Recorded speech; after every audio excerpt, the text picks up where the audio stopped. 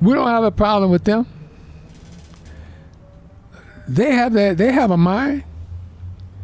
They make their own decisions, just like I make my decisions. So that's a decision that they made. And I may disagree with them. They may disagree with me. But we're not going to fight over it. Our book tells us that God will settle the differences in the judgment. Take away the idea of fighting over what you disagree with. So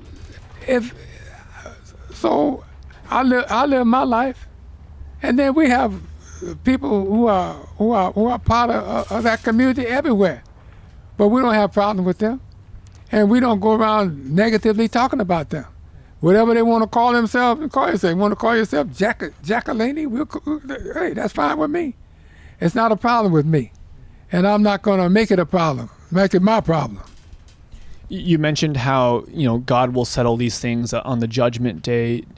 So, without trying to interpret that, what does that mean for someone who's gay and they claim to be Muslim? Does Allah accept them?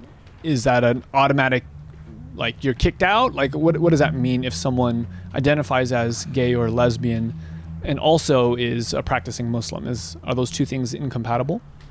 Well, that's a judgment that Allah makes, not one for me. Allah decides what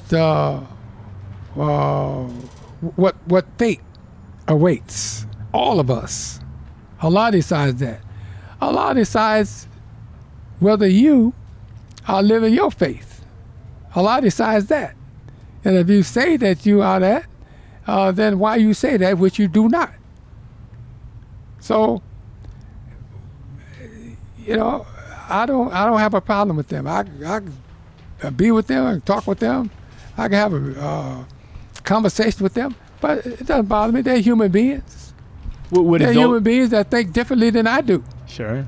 You're here in the middle of Los Angeles. Does the idea of welcoming members of the LGBT community into a worship service or into your mosque, how does that land for you? Look, if anybody wants to come to the masjid and pray, I can't keep them out. It's against Islam to do that. Because if someone wants to pray to God, you can't stop them. If you stop them, you're wrong. Doesn't matter who it is. They want to pray to God, you can't stop them. You have to let them pray. God will decide who is faithful and who's not. So we don't have a judgment. And anybody that have a judgment is having a judgment on their own and not one that's based on Islam. I appreciate that. I like the simplistic way, or the simple way that you put that. It's, hey, if they want to worship God, if they want to pray to God, great. Like that's a good thing as far as we're concerned.